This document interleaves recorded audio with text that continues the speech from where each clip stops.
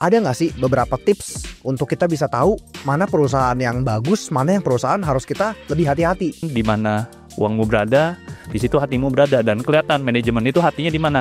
Hatinya di saudaranya atau hatinya itu sebagai orang yang profesional kepada investornya. Kalau teman-teman beli perusahaan yang sebenarnya harga wajarnya tidak sesuai dan harganya saat crash, teman-teman nggak bisa mendapatkan opportunity, malahan kerugian. Tapi kalau kita belinya at discount, mau crash atau apapun, malahan kita berani untuk tembak lagi gitu. Perusahaan yang bagus bukan artinya bisa menjadi investasi yang bagus, Ya. kan? Sedangkan sebaliknya, fair business, perusahaan yang biasa-biasa aja, tapi kalau dikasih diskon besar-besar banget, bisa jadi good investment kok. Iya.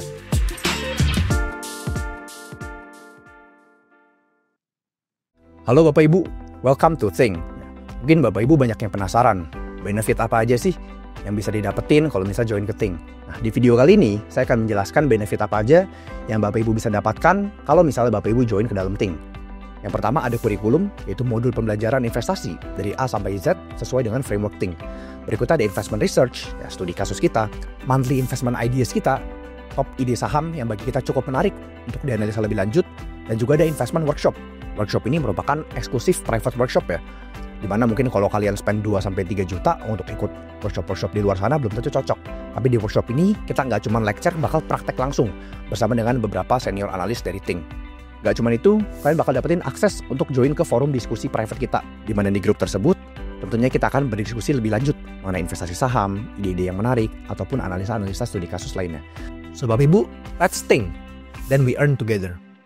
Halo teman-teman, welcome to Chatting. Nah, hari ini sama Pak Sumadi. Di video kali ini kita ingin membahas salah satu pertanyaan yang teman-teman itu banyak nanya ke kita di komen di video-video sebelumnya ataupun DM di Instagram, itu mengenai keresahan selagi proses menganalisa kosum. Jadi banyak yang nanya, ini lagi analisa perusahaan, ada nggak sih beberapa tips untuk kita bisa tahu mana perusahaan yang bagus, mana yang perusahaan harus kita lebih hati-hati. Nah, di video kali ini kita ingin bahas tiga hal yang Bapak Ibu itu harus perhatikan ketika dalam menganalisa suatu perusahaan. Dan kalau bisa 3 hal ini mungkin sedikit kita jauhin lah, ataupun kita nyalain antena kita untuk bisa analisa lebih lanjut supaya nggak terjerumus. Oke, mungkin kita masuk langsung ke poin pertama. Di Think sendiri ya, kita sering bilang kita kan mau beli perusahaan bagus dikelola dengan manajemen yang baik dan jujur. Ya. Di luar sana pasti banyak yang bilang beli perusahaan bagus dikelola dengan GCG yang baik. Ya. Pertanyaan semua orang adalah gimana caranya kita bisa mengetahui perusahaan ini dikelola oleh GCG yang baik atau enggak. Itu kan mereka nggak bilang GCG nilai 4,0, 4,2. Itu kan it's very hard to quantify kan. Ya. Dari Pak Sumadi sendiri yang udah research, mungkin arsip udah dari 2015, analisa berbagai macam perusahaan. Ada nggak sih tips untuk kita bisa mengetahui gimana caranya kita bisa melihat ini perusahaannya GCG baik atau enggak? Oke. Sangat simple ya sebenarnya kalau kita melihat perusahaan punya GCG yang baik apa enggak. GCG ya buat teman-teman yang belum tahu, Good Corporate Governance. Karena kita sebagai investor kan menaruh uang di perusahaan. Artinya ada manajemen yang mengelola uang kita untuk dilanjutkan dalam bisnisnya atau ekspansi dan lain-lain. Paling gampang sebenarnya di mana uangmu berada, di situ hatimu berada. Jadi kalau kita melihat manajemen ini punya kapabilitas, punya good corporate governance, kita lihat bagaimana dia mengalokasikan uangnya. Jadi dari bisnis itu kan pasti menghasilkan laba. Ya. Kalau perusahaannya menghasilkan laba, uangnya ini mau diapain? Dilanjutin buat ekspansi kah? Atau kalau misalnya dia nggak capable untuk ekspansi, dia ngerasa kayaknya nggak ada growth lagi ke depannya atau bisnisnya, dia bisa aja balikin ke dalam dividen. Tapi nyatanya banyak perusahaan yang sebenarnya tanda petik ya memanfaatkan ya istilahnya duit investor karena publik sebagai minoritas, dia menggunakan uangnya itu untuk kepentingan pribadinya. Banyak hal ya. Jadi dia bisa aja transfer pricing ya, relative party transaction terhadap perusahaan saudaranya. Terus habis itu juga dia misalnya tahu nih saya kurang mampu lah untuk mengalokasikan kayak gitu. Dia cuma taruh uangnya di bantal, cuma taruh di deposito. Padahal sebenarnya kalau dia memang tidak bisa ekspansi atau apa, kan bisa aja dia balikin jadi dividen. Dan itu trade-trades yang bisa dilihat. I think yang paling gampang kita lihat sebenarnya teman-teman kalau lihat di financial statement itu sangat terlihat ada related party transaction. Nah teman-teman harus benar-benar lihat satu-satu, ini ada related party transaction-nya berapa banyak dan apakah itu wajar. Misalnya contoh kalau di BUMN related party transaction kesannya besar. Di bank memang peraturan akuntansi bank itu kalau memang kayak satu owner kesannya ada related party transaction karena ownernya BUMN. Penyelenggara. Nah itu masih bisa oke lah, no problem. Tapi yang jadi aneh misalnya dia nggak berkaitan bisnisnya, tapi kok transaksi ke bisnisnya ini. Nah itu yang teman-teman harus aware. Apalagi nilainya tidak wajar dengan harga pasar. Misalnya contoh gini, saya punya perusahaan telur lah, jualan telur. Joe ini perusahaan restoran gitu. Karena Joe sama saya temenan, terus habis itu saudara atau apa, Joe beli telur sama saya harganya jauh di harga pasar, 30% atau 40%. Sebenarnya kalau kita bisa assess laporan keuangannya Joe, artinya kan sebenarnya harus Joe beli aja di pasar, harga lebih murah. Dan itu yang teman-teman harus lihat. Itu baru salah satu traits-nya, misalnya di inventory. Nanti setiap account-nya itu teman-teman harus lihat satu-satu. Dan itu sangat terlihat bagaimana uangnya, balik lagi satu kata yang paling menggambarkan di mana uangmu berada, di situ hatimu berada. Dan kelihatan manajemen itu hatinya di mana? Hatinya di saudaranya atau hatinya itu sebagai orang yang profesional kepada investornya. Oke, ini dedikasi practical tips ya, di mana itu laporan keuangan. Coba teman-teman search aja, Ctrl F. Ya, pihak berelasi, ya itu udah practical tips, teman-teman lakuin, kelihatan semua tuh mereka transaksi afiliasi di mana. Kalau Pak Sumandi bilang di pembelian kah, di inventory kah, ada juga uangnya dikumpulin ditaruh deposito tapi punya saudaranya kok semua. Ada juga. Nah, itu teman-teman harus cek. Nah, itu pertama. Jadi kita mau menghindari ya membeli perusahaan yang memiliki GCG kurang baik karena capital allocation-nya kurang baik. Ya, kenapa? Baik lagi karena kita merupakan minority investor, kita nggak bisa kontrol, ya kan. Nah, lanjut kita ke poin nomor 2. Nah, kalau ketika teman-teman sedang mengecek perusahaan, ya mungkin teman-teman banyak yang bingung. Ya, ini kalau perusahaan utangnya gede, ya apa yang harus kita lakuin? Nah, tapi balik lagi sebelum teman-teman menjudge ini perusahaan utangnya gede atau enggak, utang gede itu kan pasti datang karena satu hal, bisnisnya. Apakah bisnisnya perlu utang atau enggak? Nah, makanya kalau kita tarik belakang, kita pribadi itu sangat berhati-hati terhadap bisnis yang memerlukan heavy fixed asset atau heavy untuk reinvestasi. Nah, mungkin Kosum boleh ceritain sedikit pengalaman lu Kosum, baik dari bisnis langsung di Tongkang, itu kan cukup heavy hitungan Kosum, dan juga analisa perusahaan. Ya, teman-teman pasti penasaran nih, gimana caranya kita investor, kok kita agak kurang suka nih kalau bisnis yang memerlukan modal sangat besar. Ya, jadi gini, balik lagi ya, kalau kita sebagai investor itu, kita punya matriks. Matriksnya apa? Jadi matriksnya ini dibagi 4 kuadran. Jadi anggapannya kirinya itu the heavy capex, ya kan? Ke kanannya itu capital light. Jadi modalnya makin ringan. Tentu di situ dengan modal ini bisa hasilin laba berapa? Gitu. Nah, kita lihat marginnya berapa. Yang di bawah ini, yang kuadran yang di bawah ini, misalnya low margin, yang atas highly margin. Nanti gambarnya kita berikan. Jadi yang paling bagus itu yang kuadran yang di kanan atas. Karena dia capitalnya udah light, bisa memberikan margin yang besar. Ada beberapa sektor perusahaan yang seperti itu. Misalnya seperti ayam, terus consumer goods. Consumer goods tentu harus di deep dive lagi ya. Mungkin ada yang jualan mobil atau apa, mungkin nggak se-light itu.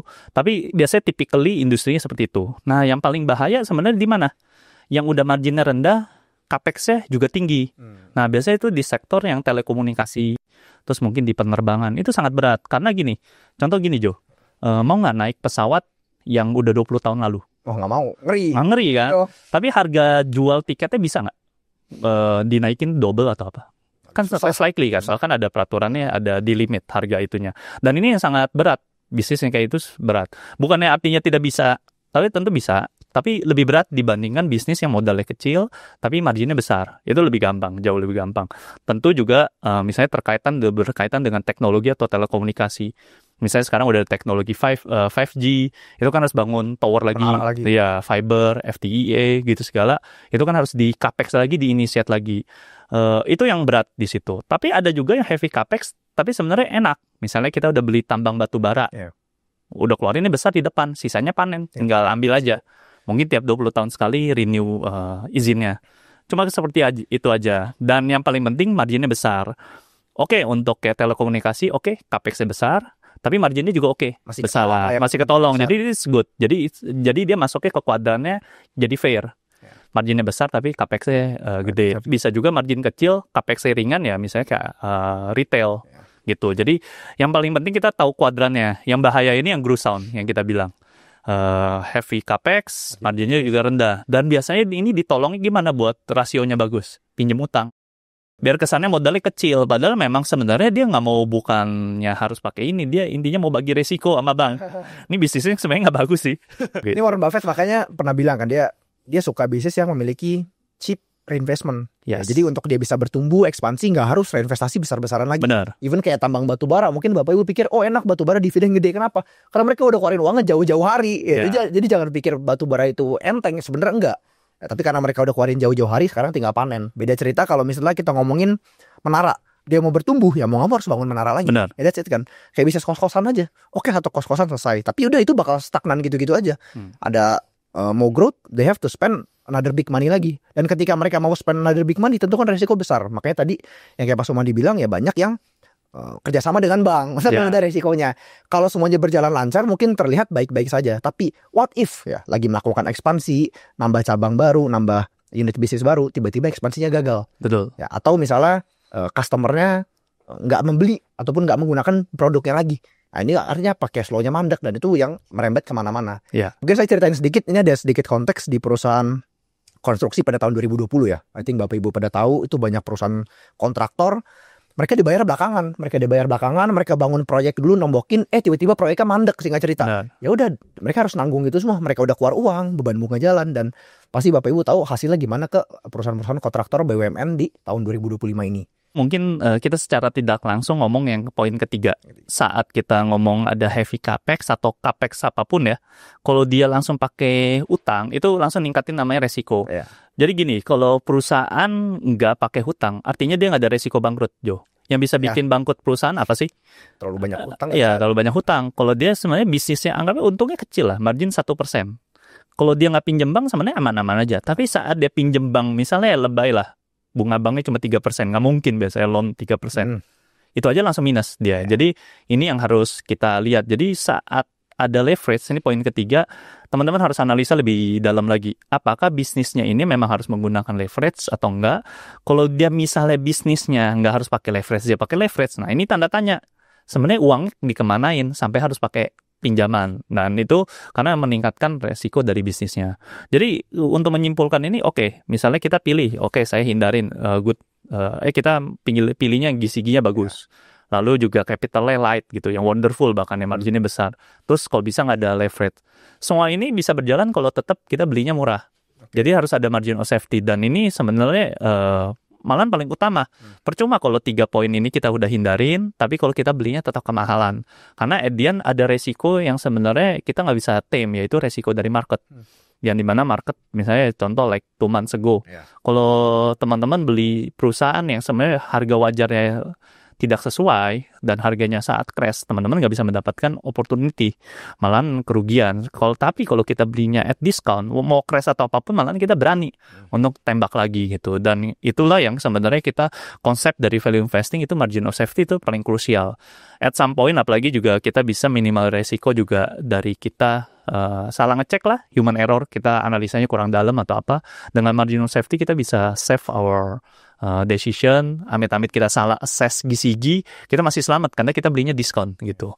Itu sih. Dan ini ya teman-teman, jadi balik lagi, memang ketika kita menganalisa suatu perusahaan, tadi udah dikasih tahu tipsnya tuh, bahkan control F, pihak berelasi, itu semua teknis. Dan itu sebenarnya sangat mudah dipelajari. Kalau misalnya Bapak Ibu spend waktu 6 bulan, 1 tahun, itu pasti beres. Tapi at the end apa, untuk kita bisa menjadi berhasil sebagai investor, itu nggak cuma masalah teknis. Dan kembali kemana? Disiplinnya, margin of safety. Karena kenyataannya, tadi kan kita udah tahu nih cara memilih perusahaan yang bagus. Perusahaan yang bagus bukan artinya bisa menjadi investasi yang bagus. Ya kan? Sedangkan sebaliknya, fair business, perusahaan yang biasa-biasa aja, tapi kalau dikasih diskon besar-besar banget, bisa jadi good investment. Iya, benar. Ya kan, itu di Think kita, kalau ada di Think Index kan ada rating tuh, bintang-bintang. Kadang-kadang yang bintang-bintang kecil malah returnnya gede, Kosen. Karena gede.